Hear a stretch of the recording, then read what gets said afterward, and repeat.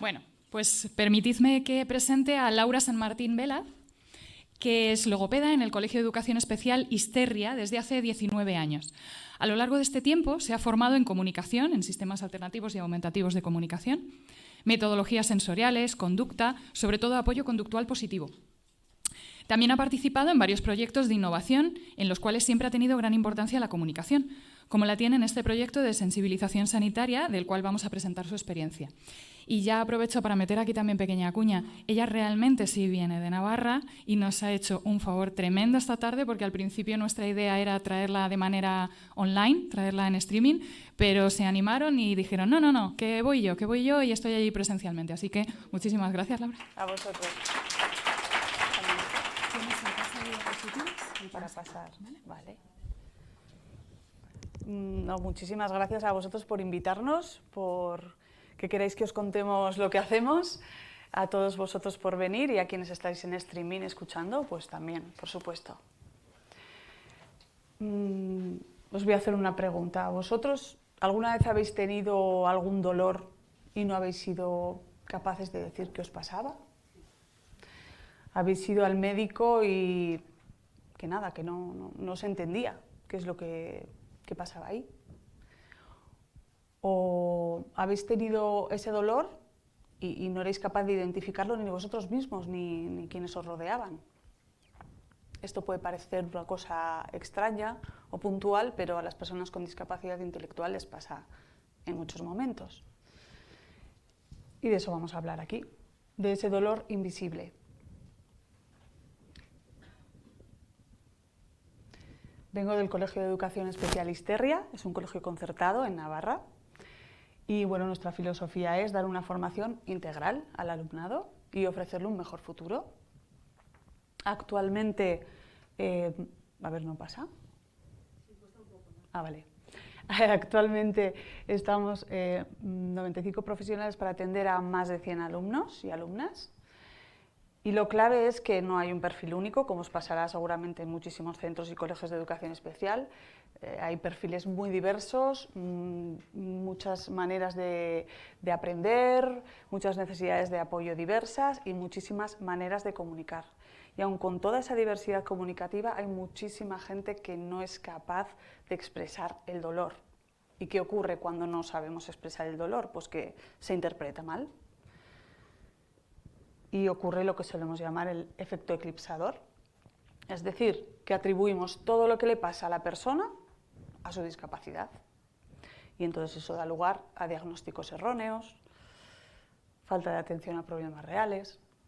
Pero es que es verdad que a veces es difícil entender qué pasa o ver un dolor cuando hay dificultades de comunicación, cuando hay una tolerancia al dolor muy alta, ¿no? Cuando se usa medicación que tapa a veces, ¿no?, el dolor real. Y es una realidad también que cuantas más necesidades de apoyo tenemos, más difícil es todavía de hacer ese diagnóstico o de interpretar bien esto. Y entonces, ¿qué nos pasa? Que vemos conducta donde en realidad hay eso, una expresión de malestar, una expresión de dolor, ¿no? Vemos irritabilidad, uy, le falla el apetito, está más tristón, o hay autolesiones, heteroagresiones, bueno, de todo puede haber, ¿no? Nos iba pasando esto, íbamos observando esto, pero es que además también encontrábamos dificultad cuando queríamos realizar procedimientos sanitarios dentro de nuestra propia enfermería, en el centro, o cuando salíamos a otros centros sanitarios, ¿no? Además, había profesionales de la sanidad que también nos lo decían, ¿no?, esa dificultad que encontraban. Y las familias, las familias nos hacían esa demanda y nos trasladaban esa dificultad. Tanto es así que les hicimos una encuesta antes de empezar con el proyecto de desensibilización sanitaria, y aquí os hemos traído solamente algunas de las respuestas que nos parecían como más significativas, ¿no?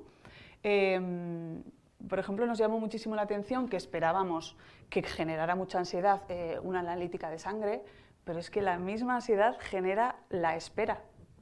Fíjate qué cosa tan simple, ¿no? O llevar una bata blanca, ¿no?, el verla también les generaba bastante ansiedad. Y ante la pregunta de si se habían ido de alguna cita médica o no habían acudido al hospital por las conductas que presentaba su hijo o hija, un 90% de las familias no evita acudir al centro sanitario. Entonces aquí empezamos a ver que el problema igual no es que nuestros alumnos tengan dificultades para expresar y demás, sino que es que igual el sistema, el contexto, no se está adaptando muy bien. Y ahí iniciamos el proyecto y lo redactamos pues, con estos objetivos. Mejorar el acceso al sistema sanitario. Creemos que así vamos a mejorar la calidad de vida de las personas con discapacidad intelectual y sus familias. ¿Y cómo lo vamos a hacer? Pues trabajando con nuestro alumnado, ¿no? Intentando minimizar esas dificultades que se encuentran en las personas con discapacidad intelectual, pero también con el contexto para adaptarse a ellas. Hay que incidir ahí.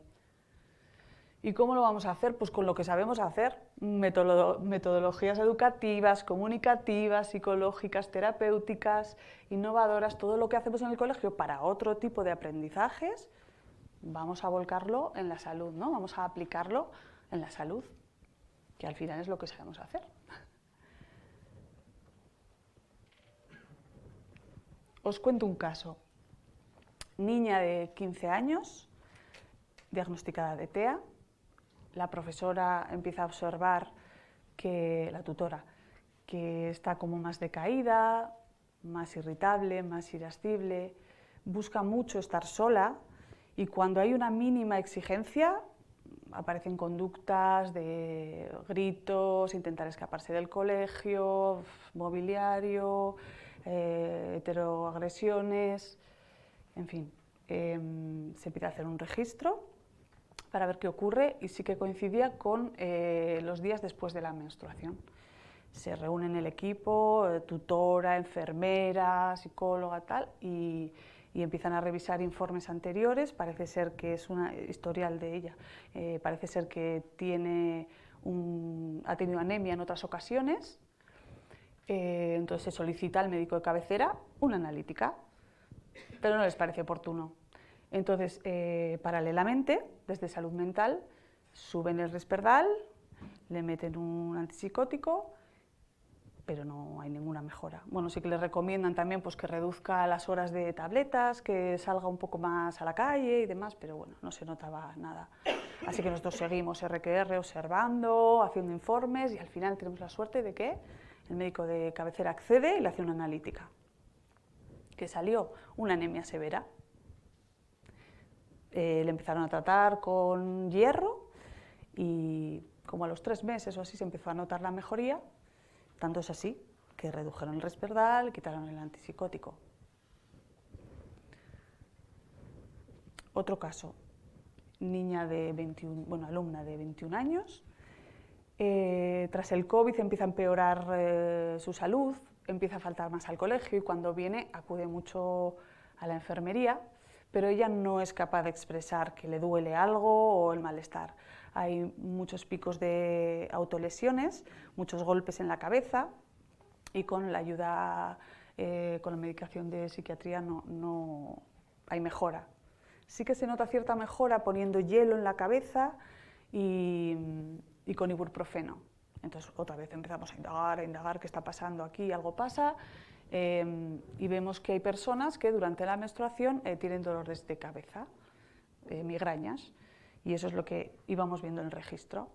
Pero también había un pico a mitades de mes que no podíamos resolver. Seguimos investigando, bueno, siguió investigando el equipo, ahí estaba yo, la enfermera, ¿no? La psicóloga, tutores, todos, ¿no? Y vieron que también había casos en los que las migrañas aparecen en la ovulación. Pues esta niña también mejoró, porque el tratamiento psiquiátrico no estaba funcionando tampoco. Este es otro tipo de registro, aquí se anotaban con un 1 cuando había gritos y con un 2 cuando estos van acompañados pues, de heteroagresiones, de romper cosas, en fin. Este caso nos está resultando más complejo. Sí que aparecían más conductas de este tipo después de las ingestas, pero todavía siguen apareciendo. Lo que sí que llegamos a la conclusión es de que con la ayuda de la logopeda del centro y demás se valoró una cifosis a la altura cervical que tenía, que pudiera estar oprimiendo el esófago y que las digestiones fueran más complejas. Con todo este informe, este registro y demás, se pidió también una prueba digestiva y sí que salió una úlcera. Pero es verdad que es un caso que todavía no está resuelto del todo. ¿Por qué? Porque la burocracia es lenta, todo va a su ritmo y todavía nos falta por ver si hay también pues, alergias, intolerancias y muchas más cosas, ¿no?, que puedan estar afectando a ese tema. Pero estamos en el camino, porque lo que tenemos claro es que los antipsicóticos, ese tratamiento no está funcionando, los rescates. Entonces, eso es lo que no está funcionando, el cambio de mirada. En los 3 casos tienen lenguaje oral, pero ninguno de ellos es capaz de expresar que tiene un dolor o un malestar, ni de ayudarnos en ese aspecto. Entonces tenemos que cambiar nosotros la forma de ver, tenemos que indagar, observar, porque es la manera. Y desde luego seguimos trabajando en que ellos puedan pedir y expresar pues que se encuentran mal y demás, pero entre tanto hay que ir generando soluciones y hay que intentar hacer cosas, ¿no?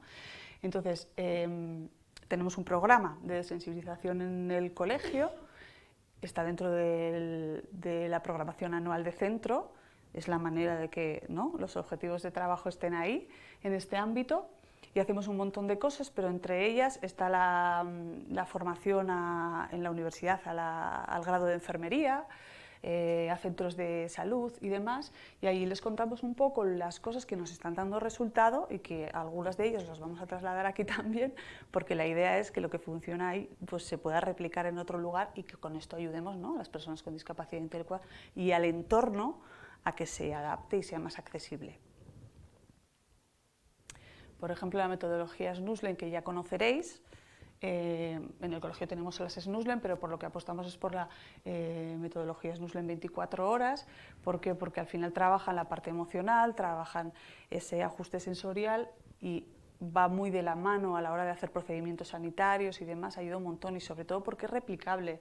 Porque podemos, con esfuerzo, claro, podemos todos hacer que los entornos sean más accesibles a nivel sensorial. Y esto ayuda y mucho, sobre todo en esas esperas, por ejemplo, que salían, ¿no?, que nos daban tanta ansiedad. Apoyos visuales en la enfermería, todos tienen su sistema de comunicación, algunos tienen lenguaje, oral y demás, pero está muy bien que dentro de la enfermería tengan un recurso para que ellos puedan, en un momento de bloqueo, tengan más facilidad de expresar y, ¿por qué no?, la enfermera pueda explicarles un procedimiento sanitario con el código que ellos utilizan y con apoyos visuales para que sea mucho más comprensible. Visitas a la enfermería. Tenemos una enfermera fenomenal que les prepara todas las clases. Pasan una vez al curso por la enfermería, pero hacer pues, cosas lúdicas, a conocer mejor a la enfermera, a explorar lo que hay ahí, a hacer actividades, primeros auxilios, con lo que surja, ¿no? Y esto ayuda un montón. A nosotros nos ayuda en la enfermería que vayan cuando no tienen ningún dolor, para que cuando tenga que hacer un procedimiento sanitario, pues lo vayan con otro empaque. Pero, ¿por qué no en un centro de salud citar a un alumno, o sea, a una persona con discapacidad intelectual para que conozca el espacio, ¿no? Sería algo replicable, habría que replantear tiempos y demás, pero sería algo factible. El lenguaje bimodal, apostamos muchísimo en el centro porque apoyemos nuestras expresiones con gestos para que nos comprendan mejor y también en el ámbito sanitario. Esto ayuda. El pasaporte sanitario es un documento que hemos creado que contiene información relevante para el sanitario sobre la persona que va a acudir, para que si es una persona que no tiene comunicación y que tiene ciertas dificultades, el sanitario pueda ver cómo me puede auscultar, cómo me relajo, qué me pone nervioso, de qué puedes hablar conmigo, cómo tomo la medicación. Yo creo que son datos muy importantes. De hecho, hicimos una encuesta a más de 100 sanitarios y salió más del 98% de los sanitarios reconocían que les hubiera sido muy útil tener algo así. Y ahora mismo lo estamos llevando nuestro alumnado impreso hasta el lugar porque, bueno, estamos un poco en la pelea para ver si se puede subir a la carpeta de salud y demás, pero bueno, de momento así lo llevan y creemos que es muy útil. También hemos generado una aplicación de realidad virtual que tú te la descargas gratuitamente, te la descargas en el dispositivo, puede ser en tablet o en móvil, la puedes visualizar desde ahí o en gafas 3D todo el complejo hospitalario de Navarra. Nos faltan todavía muchos espacios, están pues, los que consideramos más frecuentes, pero la idea es que crezca. Y bueno, yo creo que es algo tan replicable que se podría hacer en otras comunidades y bueno, y si no, siempre se puede tirar de vídeos o de todo lo que te pueda ayudar a preparar una visita médica, ¿no? Porque hay personas que por mucho que tú les pongas unos pictogramas, les hagas una secuencia de que van a ir tal y cual, no lo pueden comprender. Pero si hacen esa inmersión como muy real desde un entorno seguro, les ayuda muchísimo.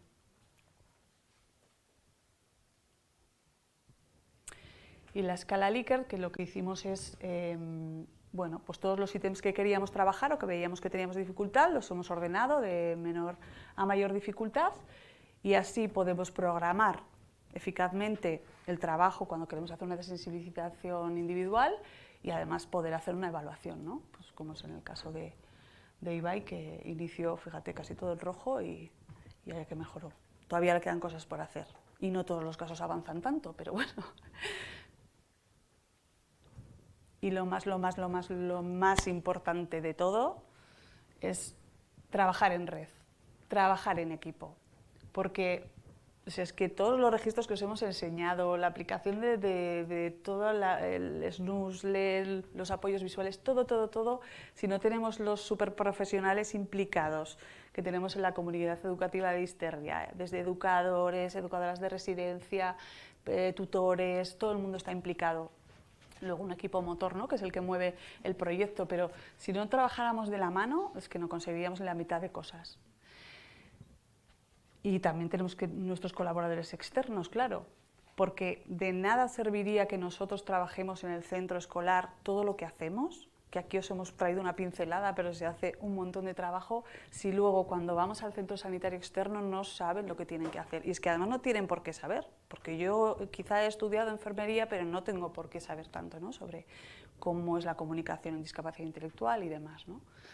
Entonces firmamos un convenio con la Universidad Pública de Navarra y de este modo podemos ir al grado de enfermería a dar formación. Pueden venir a hacer el trabajo de fin de grado sobre nuestro proyecto, hacer prácticas a nuestro centro y es otra manera de sensibilizar a la población, ¿no? Y a los futuros y futuras sanitarias. También vamos a los centros de salud que estén interesados en escucharnos y les damos formación sobre lo que sabemos, sobre nuestra experiencia en la discapacidad intelectual. Y también estamos en contacto con la Dirección de Atención Temprana, pues sobre todo con el tema de la aplicación de realidad virtual para que siga creciendo y el pasaporte sanitario que nos gustaría que se colgara, ¿no? En la carpeta de salud y se digitalizara.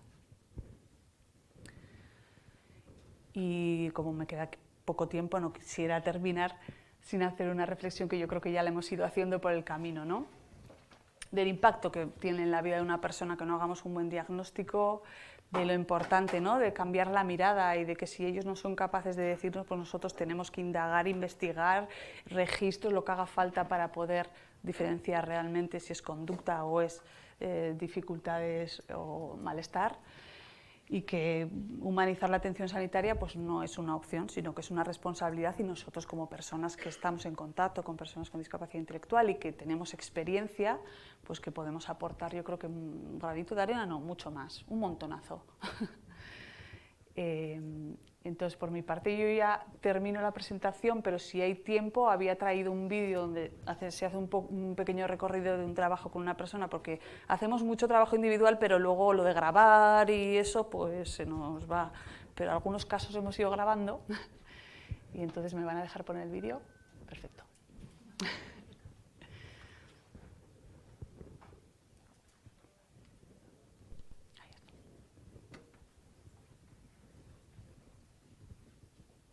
Después de 3 intentos fallidos en los que no se pudo realizar un electroencefalograma, nos pusimos manos a la obra. Comenzamos con las sesiones de desensibilización en la enfermería de Isterria. Creamos un gorro que se pareciera a los que usan. Se trabajó con ella para que tolerara ponérselo y se simuló con agua fría el gel.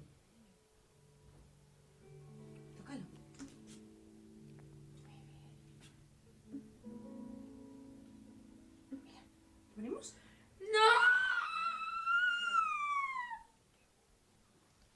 Noelia bajaba a la enfermería del centro todos los días, durante 2 semanas.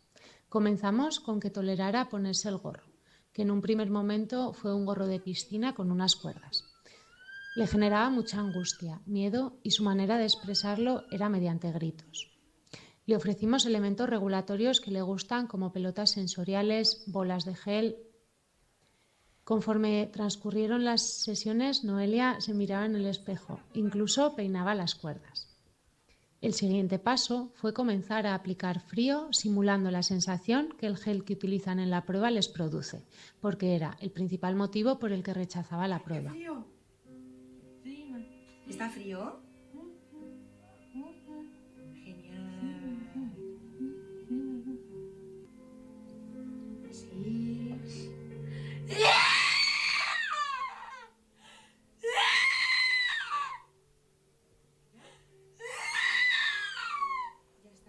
Ya está, ¿vale? Ya está. Lo estás haciendo súper bien. Ya está, ¿vale? Solamente hemos puesto el gorro y esto está un poquito frío. Pero ya está, cariño. ¿Vale? Quitamos el gorro.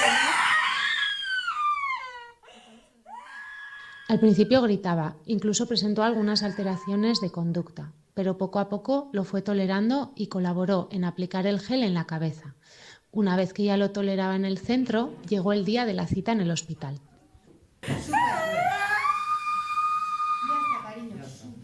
Al principio no fue fácil, necesitó algunos objetos, dibujos y música para regularse.